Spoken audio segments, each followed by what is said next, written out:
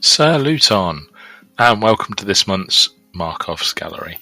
My name is Scott, and I'm here with Sam. Howdy, pilgrims. And we are going to go over all the cool stuff we saw for the Dystopian Age back in July. Lots of stuff to go through. Yeah, it's been a good month. Lots of people have been productive. Yep. One person in particular, very productive. The first part of the Wild West Exodus stuff is going to get very familiar, shall we say. Let's kick off with our first guy. Okay, so my pick first, Walks Looking, obviously, by Martin Young. I like this. It's a nice paint job. It's got dirt to it. There's a lot of shading going on, which gives a not dirty look, but a not super crisp, clean look to it. There's like a day's worth of travelling on her. She looks dusty and a little worn. It's a nice job. It really is. And Walks Looking is one of those models that you get to show off stuff, like doing the blades, skin tones, and so on. And I think Martin's done a pretty good job here. That's a great tabletop ready model. And yeah, that's what you need. Put that on the table. It's good to go. I really like that one. Yeah, it's a nice example of Walks Looking. Like you say, she looks like she's actually been travelling over a desert rather than just being fresh out of the Warrior Nation salon. Yeah. Yeah, it's a really, really nice job. Nice muted palette as well. It's not too over the top crazy with super bright colours everywhere. It's nice and consistent. Natural earth tones, I think it's what. Yeah. It's what you'd expect for sort of Warrior Nation going into battle, to blend into their surroundings and be able to surprise their enemies. This is my pick. It is a grey Elitzer by someone we've not featured before, Martin Young. I really like this colour scheme for the greys. Yellow is a difficult armour colour to do full stop, and to pull it off and make it look good is very difficult, and I think he's done a really good job of that here. It goes well against the grey as well. It is a nice contrasting light grey against the yellow, and the metallics just make it pop a little bit more. Really, really nice job. Yeah, I really like that. Yellow is very stand out from what you normally see on greys and so on, so you've got something that stands out against the natural skin tones. The skin tones complement nicely with the metallic, but don't blend too much. There is a definite difference between there.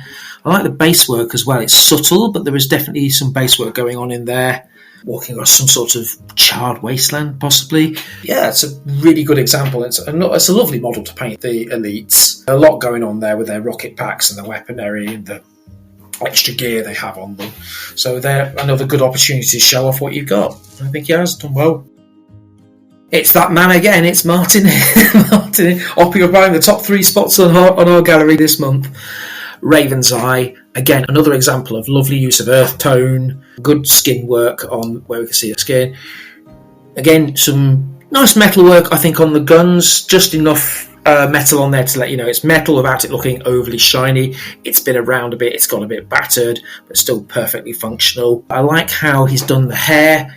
Shades of grey moving through the hair.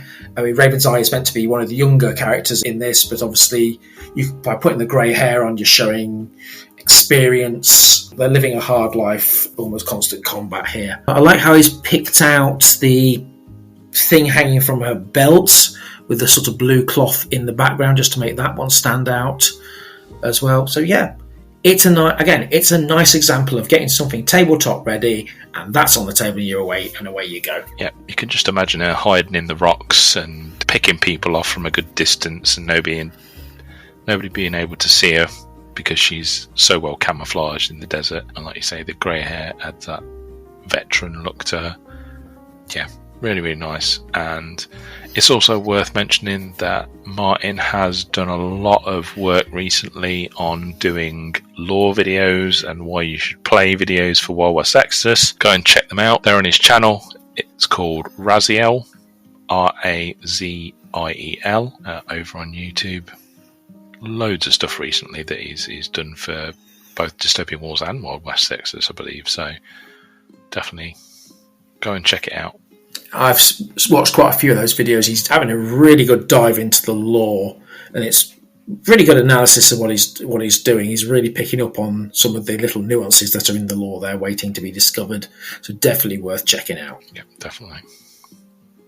Okay, so final pick for Wild West Exodus. We're going to deviate from our featured artist for the month, Ben Hamilton's Core Caroli Nyx cohort. I love the scheme for this. It is super well done, and it made them, like, Core Caroli look fairly intimidating anyway. This paint scheme has made them like horror movie terrifying. It just highlights how scary they're meant to look. I think if I was to go back in time and only just be painting my Core Caroli again, I'd probably take some inspiration from this, because I really, really like it. I think it's excellent, and I can't wait to see all the other Core Caroli done in a similar paint scheme. No pressure. I love the mask. It looks like they're supposed to be this impassive face, but that looks like a death mask with the red glow around the eyes. I said this before recording because I couldn't remember what it was, but it's got a touch of the Darth Nihilus absolute corpse pale white on it, and the lines he's picked out on the cheekbones. It looks just like a death mask, and that blue edge work on the armour, oh my goodness, that must have took some time to do properly. And dressing it in that dark, is it blue-black armour? Makes him really intimidating, I think. We almost think of Core Caroli in white, and he's got the white rose, but this black, almost medieval-looking armour ramps up the intimidation factors something tenfold, and this isn't one of the named characters. This is just one of the regular. I can't wait to see what you do with some of the named characters like Noth and Zane. Yep. This is incredible. Yeah, really is stunning work, and the basing's immaculate. It looks like it's actually been just torn off the ground. So good. Yeah, that little stone work in the bottom there really makes it. This is somebody just striding through an abandoned town or whatever. There's an old, could be a tombstone, could be a paving flag, just ripped up there. Wonderful. Okay, this is my first pick for DW. This is an Arminus Frigate by Brian. What caught my eye was the base work to start with. Obviously, a frigate doesn't normally sit on a base, but seeing this and the way he'd sculpted the waves and painted them like that was the first thing that caught my eye. And then in looking at the details such as the glow work around the coils on the top and the weathering on the brasswork and everything, I just thought, lovely, got to be done. Just goes to show you can take one of the tiniest ships in DW, because an Arminus frigate's not big, and pull off something quite spectacular with it. I would also like to note, we are not sponsored by Hewlett Packard. However, if they would like to sponsor us, we welcome their overlordness. Yeah, like you say, for such a small ship, there is a lot of stuff going on there. I really like the way it looks like the glow from the arc reactor on the top is lighting the water around it. It's such a nice little touch, but makes such a difference. It's so well done. And yeah, like you say, making something that small look so good. I cannot wait to see more, especially like the aerial stuff and the bigger battleships. Cannot wait to see it. This is my pick for Dystopian Wars this month. The Gloriana Dreadnought, a beautiful model, painted beautifully, box art colours, really nicely done. Some nice little hints of weathering here and there. The red and gold with a touch of white, which is, a nice little addition to it. In the wings, the nice little white highlight there. I think that really, really works and makes it stand out a little bit from the other ships, and the gold trimming as well on the back and the front. It's a nice sort of muted gold rather than your super shiny high gold like I've used for mine. Really, really nice. Yeah, that white area you're talking about in the bright, it looks like mother of pearl. It's so translucent and beautiful. I love that grey. That is such a really flat, matte grey that is 100% military right for it, with the wash it's had to pick out all the recesses. That looks military. That looks completely 100% believable, and set off against the beautiful red prow, which again has had that lovely bit of weathering on it, so it's not shiny. It's been around a few months at least. That has, and as you said, little picks out of detail on top of the bridge. The chimney stacks have got black soot all around the top of them. Wow, what a centerpiece model that's going to be on a board. Yeah, I think for whatever fleet I decide to collect next, whether it be Alliance or Sultanate, it's going to be one of the two. After Teaser, almost certainly going to be one of those two. So I'm wondering whether I've painted a lot of my stuff in metallics, but I see a lot of people only really doing trims in metallics, and I think this is a really cool example of like the flat grey, sort of military grey, just working so well. I might try and give that a go rather than sticking with my metallics for my next fleet. Maybe not grey for the Sultanate, but maybe something like tan. Well, that'd work. Nice flat tan. That would make sense as well. If you're tan against, for example, you're doing around the coastlines, you'd be hard to see. Yeah, but we'll see. I'm still trying to resist a third fleet, but it's going to happen. So, okay, this is my pick by Owen Stephen. We've often said, this has been said so many times, what do we do with all the spare hull bits that you get from a sprue? And everyone's gone and said, make wreckage markers out of them. He's actually gone and done it. What a way to do it. These look brilliant. Look at that. You've got these two Union ones here with the smoke coming off and the waves rising up around the bow as it goes under. He did some more just recently, and he's used peanut packaging to make the white smoke coming out of that one as well. Can't tell what he's used for those two others on the right. What are they? I think one's a Trident generator by the looks of things, so it might be Crown. Something Crown, yeah. It's hard to tell about. They look brilliant. Your own personal wreckage marker. Yeah. I mean, like you say, people have been saying, just, use them for wreckage markers if we ever need them. And well, now wreckage markers are a thing in the game, so yeah. There they are. Perfect. And like you say, they're so well done. They look like they're just sort of sitting on a sandbank or something, with the waves washing against them and still smouldering from being wrecked in battle. They are super evocative. They're very thematic. And they're also very practical. Like you say, now they're in the game, they have a use, so why not? Yeah. Use your spare bits for what's it? And if you can get some spare bits off your opponent, you can have, wreckage markers for your opponent's ships. Perfect.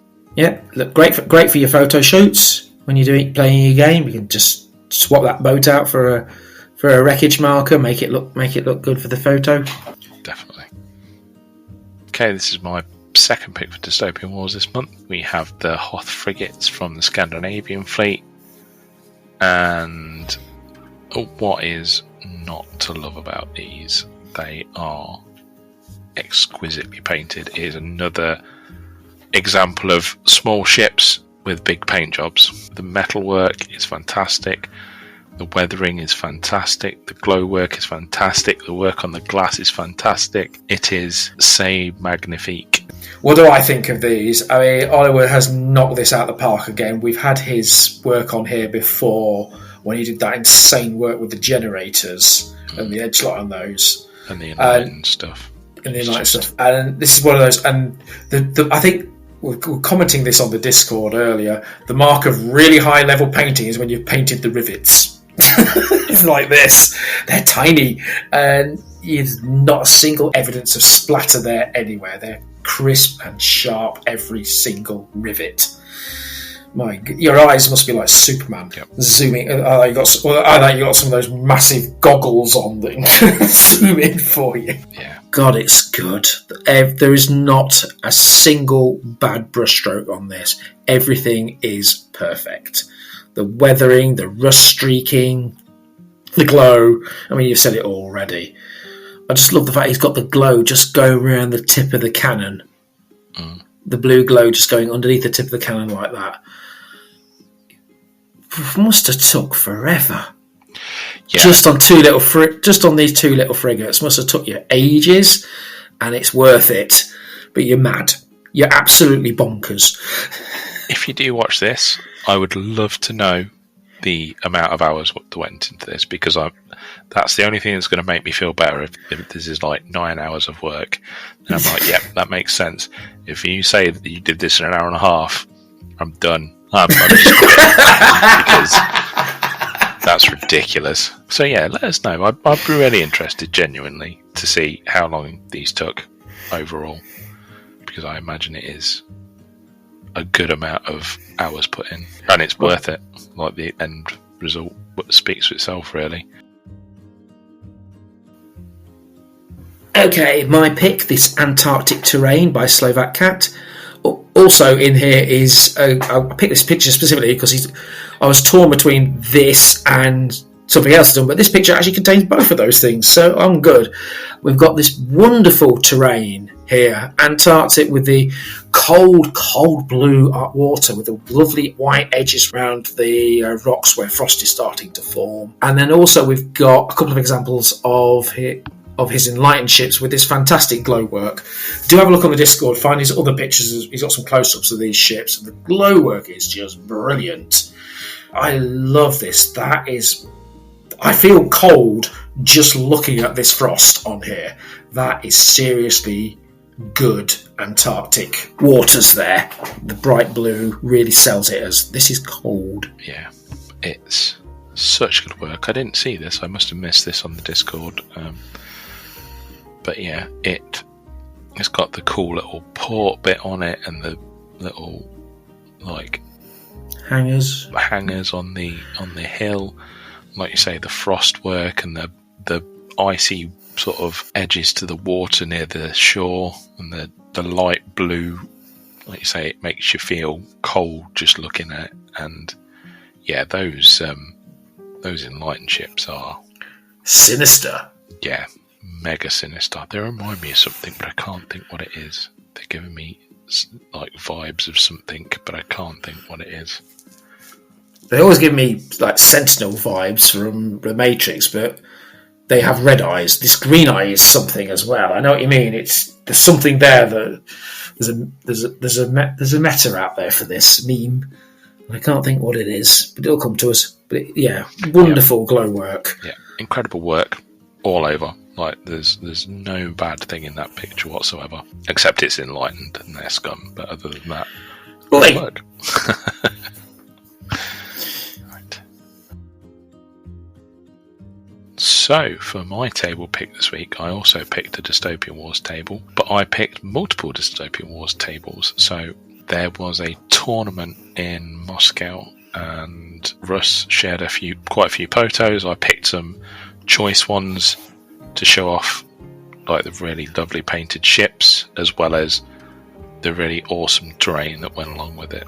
So as you can see, it all looks scratch built. I'm not sure if it was the store's terrain or whether it was the attendees bought some stuff for the game or not. I don't remember seeing anything. I'm sure Russ will comment and let us know. Yeah, like it looks awesome, and looks like they had a good time as well, from what I could ascertain from the post. So even better.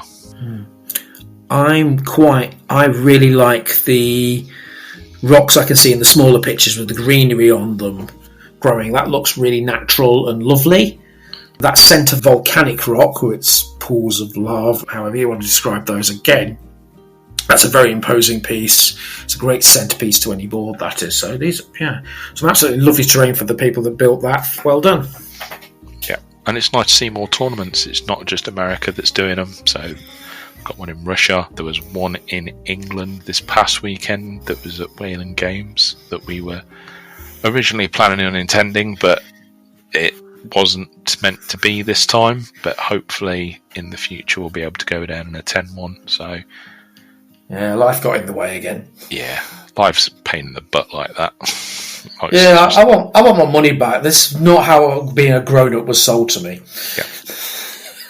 It's rubbish. Yeah. Some really cool photos, and like I say, good to see some more organised play. Also, I've only just noticed this, but they are some awesome little acrylic tokens for the disorder levels. Oh yeah, so they are. I think that is one thing that is missing from Dystopian Wars at the minute, to have a little side tangent, is that the tokens in the box only cover so many things, and I'm surprised that nobody like a Cog or two or somebody like that, or even War Cradle themselves, because they've done acrylic tokens in the past, haven't they, for other things. Extras have. It would be nice to have some critical damage tokens, so you're not using the dice all the time, and some better Hazard and Chaos and Disarray and so on tokens as well. Yeah, and we've got Submarauder as well now. I mean, I did some rough tokens that people can print out and stick to a bit of card or laminate or whatever, and they'll do in a pinch, but they are rough as anything. So, not that you remember to bring on for the last tournament we had, which would have been handy. It would have been handy. I even commented on when I picked you up from your house. Oh, there's your tokens. Yeah, did you bring them? No. I put most of them out. Only 25 minutes beforehand, I'd realised I'd not done anything with them. That's generally the way that day went for me.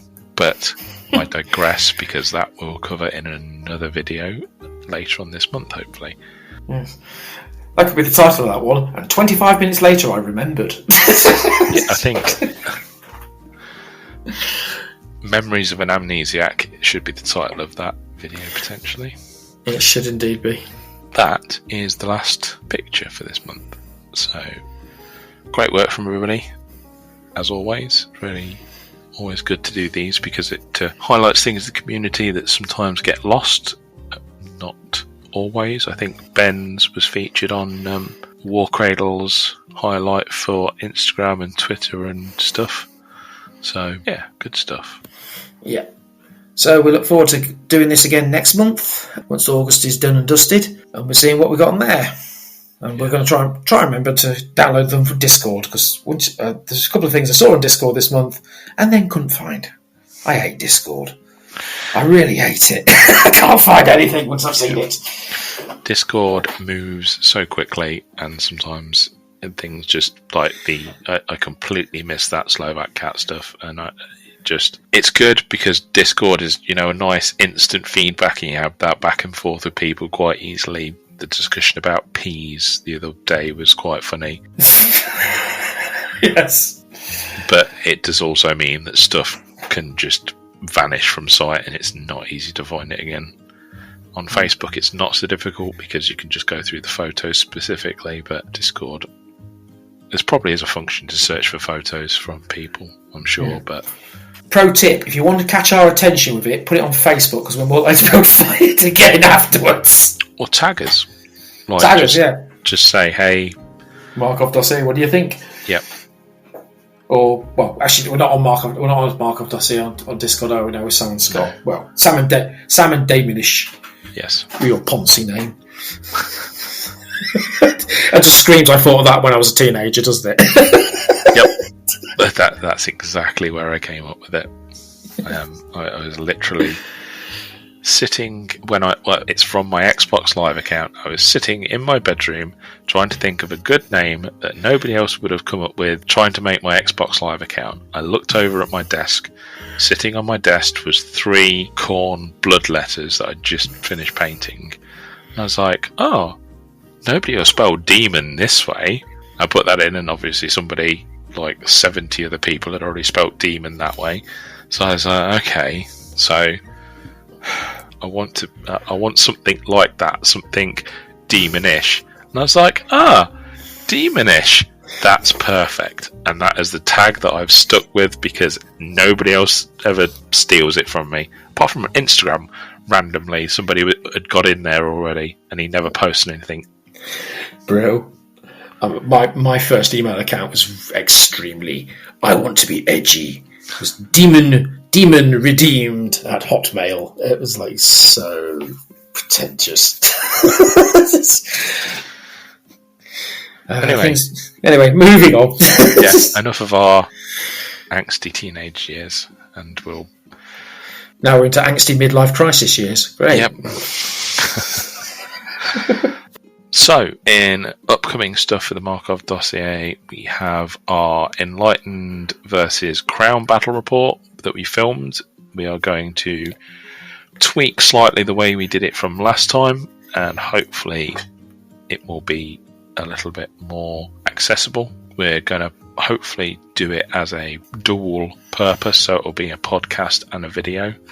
So it's not going to be on this slide, there's this. We're just going to talk about what's happening in the video, and then hopefully it will translate well enough into the podcast. But we'll see if that works or not. Given it's the video's at five times speed, we have to talk real quick. You'd think that, but we really don't. Yeah, we're not the fastest players, are we? Having reviewed some of the footage, I'm like, this is going to be interesting. We'll see how it goes. I'm confident we can make it work some way or somehow for certain, but that needs editing and we need to record for it, so that'll probably be more towards the end of the month. There's next month's gallery. We have some other things that do need doing as well, but we've been playing for ages and not got round to. Yeah, there's lots of stuff that is needing to be done, but yeah, unfortunately life is challenging at the moment, so yeah, it'll get here when it gets here. In the meantime, you can all amuse yourself by reading the new Orbats and then downloading them again, rereading them. They're being, as I'm sure many players are aware, the Orbats are in their beta phase at the moment, so it's open for you all to make suggestions, and many of you are making excellent suggestions, and they're being incorporated by War Cradle. It does mean that you can wake up one morning and the new Orbat, so I hope none of you are printing them, unless you're actually playing a game. Just, if I were you, just like literally wait till the morning, then print them, see what you get.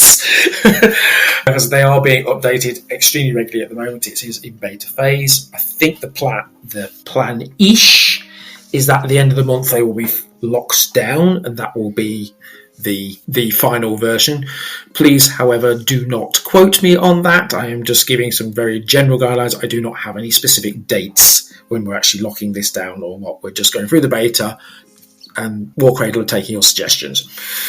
Well, I won't say too much on it, but overall I felt like our game was improved by some of the stuff that was in the new Orbats. Some of it, you need to remember it. You need to definitely be reading your Orbats. But overall, I felt like the improvements were decent. Yeah.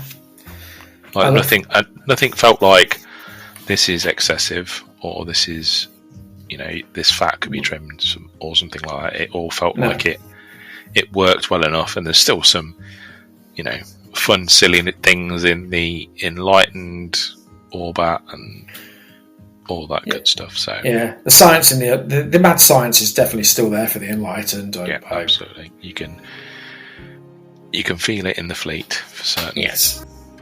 I just love strapping a gun on to go, right, what's this do? Wow, that's fun. The red button. Push the red button. Yeah, I'm not going to be tedding again for Rory, but I think Ted is there as that last resort. I didn't need it last time, but we'll see. I'm sure I shall be tedding at some point just to see. Oh no, I did Ted, didn't I? And it went off it went into reserves and never came back out again. Yeah, that was it, because I forgot. Anyway, so yes, that's coming, and other stuff will be coming as well. Yeah, and we will catch you in the next one. Thanks for watching. Happy trails, pilgrims.